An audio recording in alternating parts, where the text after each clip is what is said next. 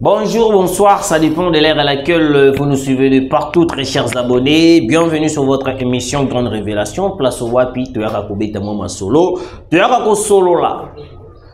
Bienvenue na Bilo Ba Oyo. Boko tika kalelo na katia chaîne pour regarder l'émission. Na pesimbo tinanga na ba très chers abonnés au Bozali na Angola. Vous allez na Brazza, vous allez na Londres, na Belgique, na Angola, Binounion surtout, Bruxelles. Hein? Vous avez tellement na pays belé, na Rwanda, Pélissus, na Ouganda, na Burundi. Vous avez tellement belé. Vous continuez à s'abonner, vous partager. Na pe simbo tserangai à mon papa qui est depuis la France, Chipangila. Un soutien total et pas ya papa nanga Chipangila. Owapi azana biso. Oazolanda biso depuis la France. Continuez à s'abonner, nous soutenir biso nzambe vraiment apamblayo papa Chipangila depuis la France. Alors, na pesimo tsenanga na maman Poli Lumumba oazolanda biso depuis quelque part et puis na balandinios tout ya RDC monde, vous continuez à s'abonner, vous partager que ça la biso vraiment trop bien. Très chers abonnés, la nouvelle vient de tomber.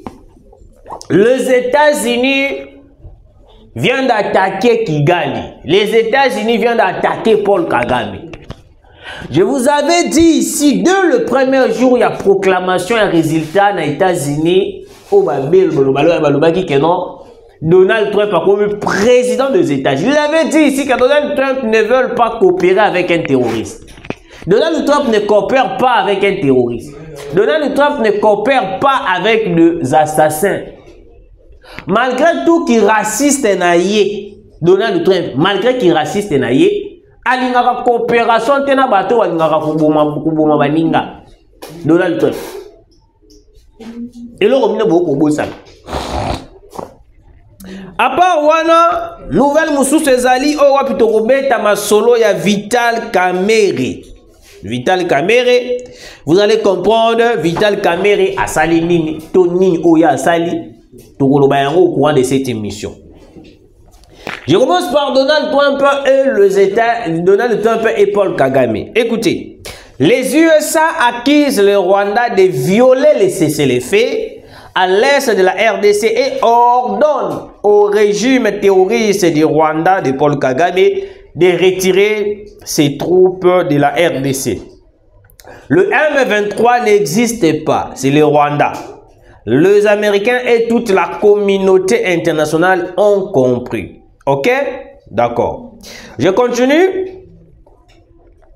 Guerre dans l'est de la RDC. D'un ton ferme, les États-Unis appellent le Rwanda à retirer immédiatement tout le personnel et l'équipement des forces de défense rwandaises, y compris le système de missiles sol-air, et à cesser la perturbation du GPS en RDC.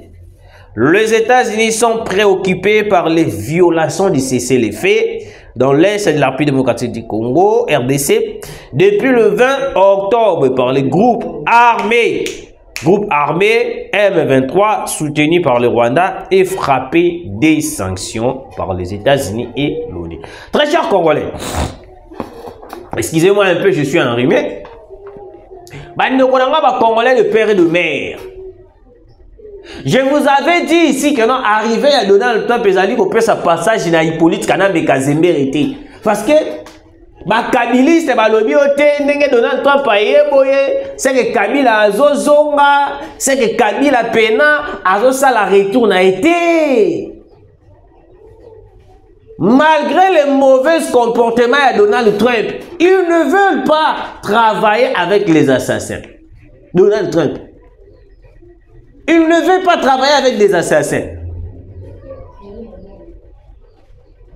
Parce que le lot, il pensait peut-être que non, arriver à Donald Trump et couper sa bango passage de collaboration. Parce que je vous avais dit ici que non, Paul Kagame a sali sa réunion.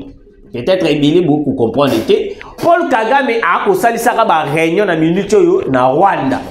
Il y a un Rwandais qui m'avait appelé, qui m'avait relaté des choses, des vérités troublantes. Allo biboy. Ndekorangai Congolais. Biso na bino tozala na problème té. Mais Kagame Nemutu a créé les biso ba conflit inutile. Mais le Congo na koye bisayo, il faut retenir en bien. On va tenir problème ni les sous. Je suis rwandais, oui. Mais le problème c'est que non, arriver à Donald Trump et déstabiliser Paul Kagame et Museveni.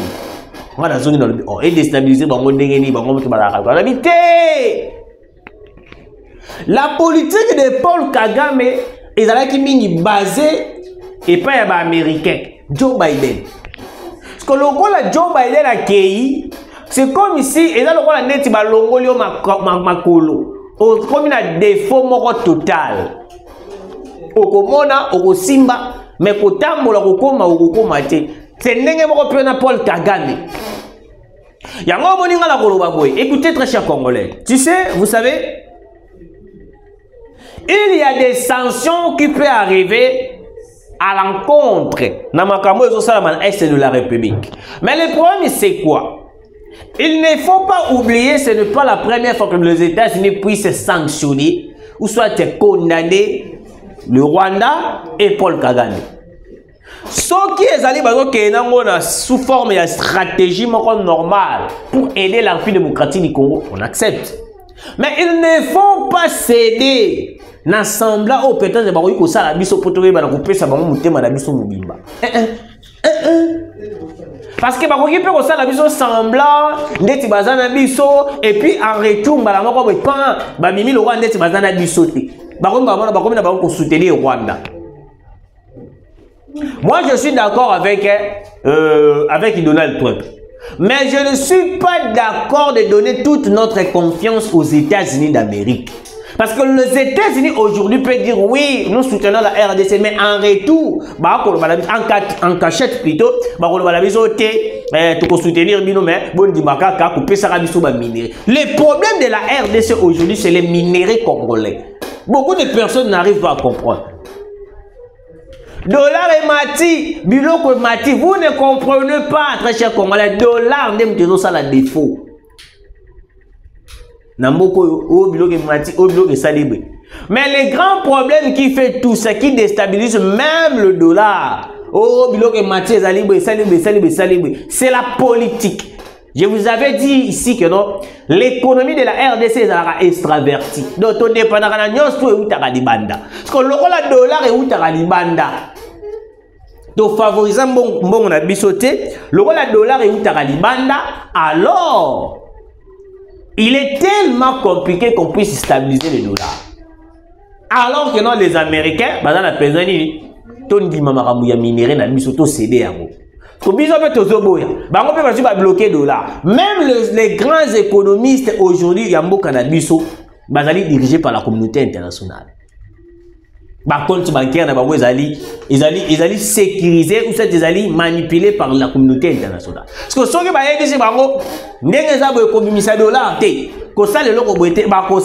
parce que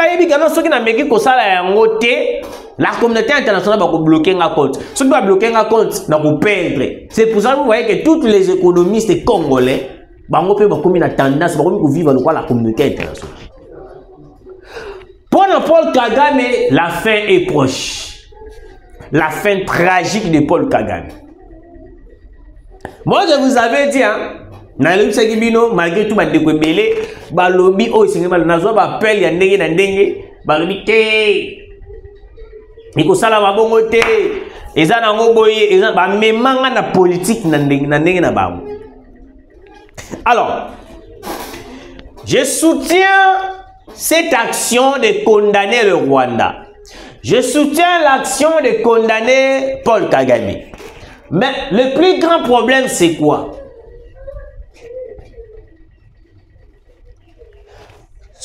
Confiance na biso epesama totalement te na bato oyo. Est-ce que vous comprenez? Confiance totalement na Rwanda et d'ailleurs le Rwanda toujours perdre davantage. Tu peux avoir confiance na biso na Rwanda te. Même na ba ministre na bango parce que et comment dire er moko to komi le Rwanda tu et toujours se pela na présence ya ministre na bango te. Écoutez, Boyoka. Au moni lelo, Donald Trump est revenu au pouvoir. Et de retour au pouvoir, c'est bien. Nous acclamons le retour de Donald Trump au pouvoir. Mais les Américains, la politique n'a pas les Américains, la politique n'a pas. Alors, le problème n'est pas seulement de coopérer avec les États-Unis. Le problème de la RDC est d'Ali Yakoumi en charge Yemokoto Bundamitumba ou la communauté internationale, Badolinga, Bakota complice, Babana Biso.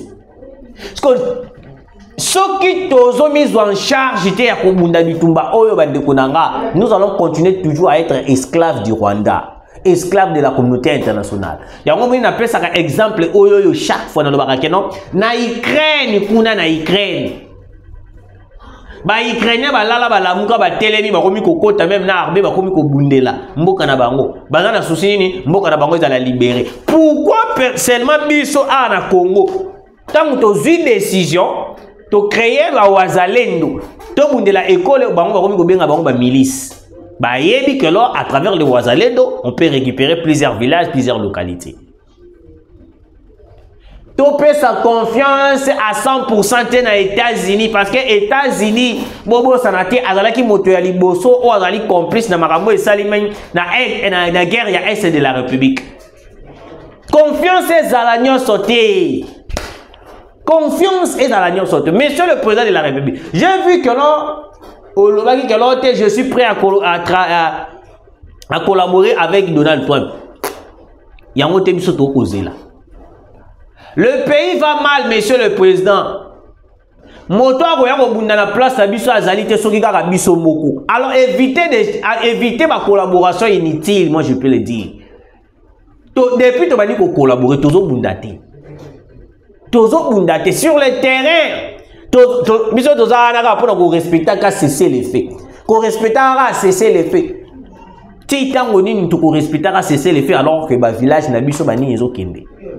C'est pas du tout normal. Bande koranga ba congolais de père et de mère. Laissez-moi vous informer, vous donner la bonne nouvelle avant que je puisse atterrir sur les formations de Vital Kamerhe. Alors, le FARDC et les combattants Wazalendo contrôlent à nouvelle agglomération de Petit, ainsi qu'une partie du village voisin de Minjeje, à une dizaine de kilomètres de Pinga. Affirment certaines sources militaires à Walikale. Bravo au Wazalendo. Affrontement Makasi et Salamaki. Place au Wapi, Wazalendo. Zui contrôle à nouveau. Il y a agglomération. Il y a Petit ainsi qu'une partie du village voisin de Minjeje. Bande Konanga, Congolais de père et de mère. Ngana Moni, on devait se réunir. Parce que nous devons à tout prix soutenir ma Wazalendo. Pendant que le FARDC bazo garder bazo cesser les faits, Wapi Monguna azo continuer coopérer, Monguna azo continuer ko yiba biso. Mais ba Wazalendo bango bazo tala cesser les faits. Les Wazalendo ne regardent pas les cesser les faits. Mais le Wazalendo pour na bango bazo visualiser, bazo viser beaucoup plus la reconquête de tous les villages, de toutes les agglomérations où ils allaient prises par les M23. C'est par là que je vais atterrir dans déclaration de Vital Kamerhe. Vital Kamerhe déplore l'absence de sanctions contre le chef des unités de l'armée qui abandonne le jeune Wazalendo au front. Il a changé de langage. Il a changé de langage. Mais n'est-ce pas le même Vital Kamerhe?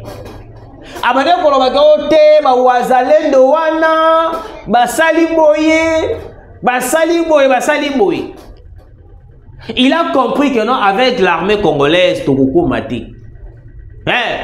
Exactement que nous avons critiqué l'armée, mais nous avons la vérité. Parce que dans la minute où on est observé cesser les faits. Mais le Ouazalé, le Bazali n'a front pas. Mais Vital Kamerhe était la première personne aussi. Il y a quoi accompagner Bintou Keïta pour dire que nous avons le droit de combien de armées. Dans un pays sérieux, Vital Kamerhe a chassé. Parce que comment est-ce que aujourd'hui on télé mais là-bas jeune, oh wapi, bazar un souci à récupérer Mboka na bango. Et puis Vital Kamerhe a lobby boy.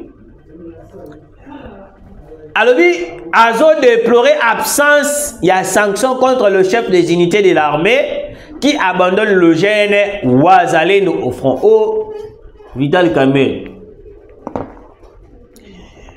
Sanction contre le chef, il y a armée, au bazo abandonné, bande kuba, Ouazalé dans le front, on moni côté wana sanction, toko simba nante. Toko simba te, pourquoi j'ai dit ça? Le Ouazalendo va abandonner la STT. Mais le Ouazalendo eux-mêmes, ils ont besoin de côté en front. Pour ne pas benda. M23 na sili sabango. Pour ne récupérer ma belé na biso. Parce que sanction ani no lobby. Ngana zobe là chaque jour dans lobby bien que non. Ceux qui sanctionnent, il faut bo sanctionner biso ta tuer oui. Ba général Chiko Chitambo. Comment est-ce que ces généraux-là, ils n'arrivent pas, ils paient ça à 100%. Les Congos est en train de partir. Mokezo Kende, tout le monde.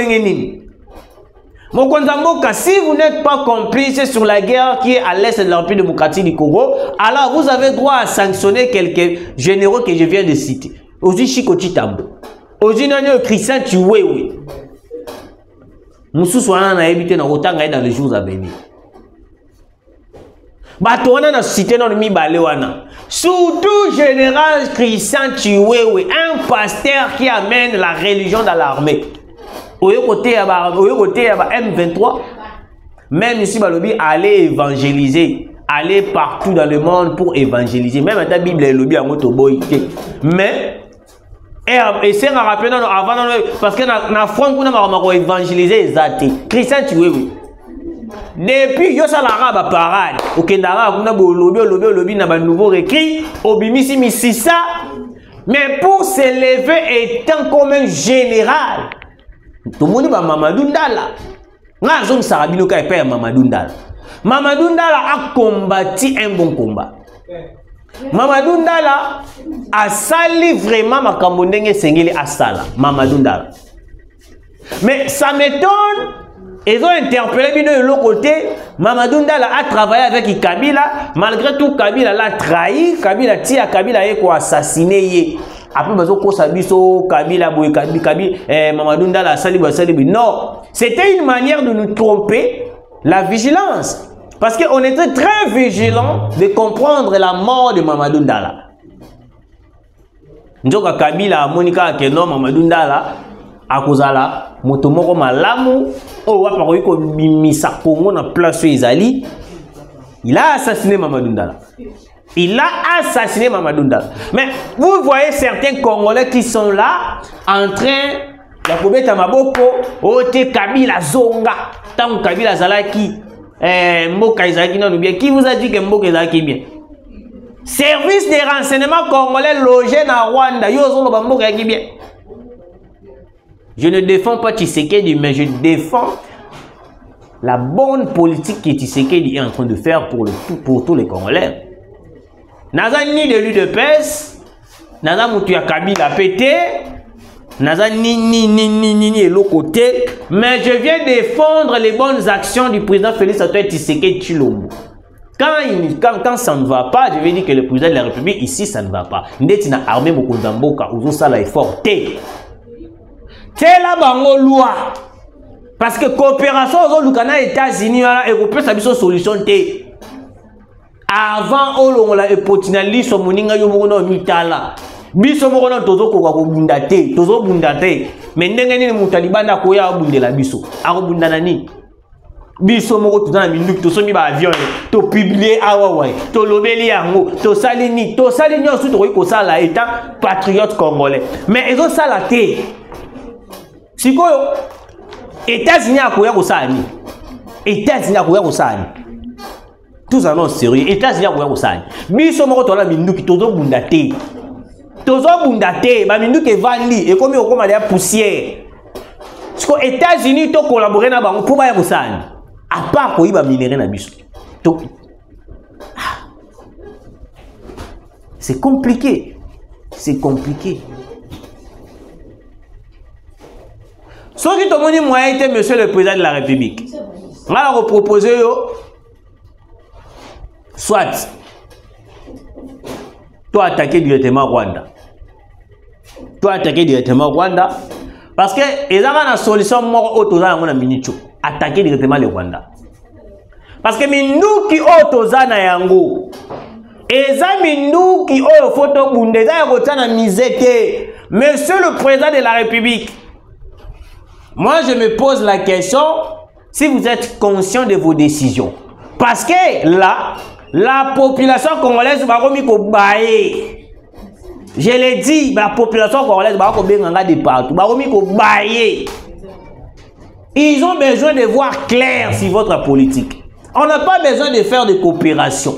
Mais on a besoin d'attaquer. Coopérer. Depuis qu'on a commencé à coopérer, on a fait quoi?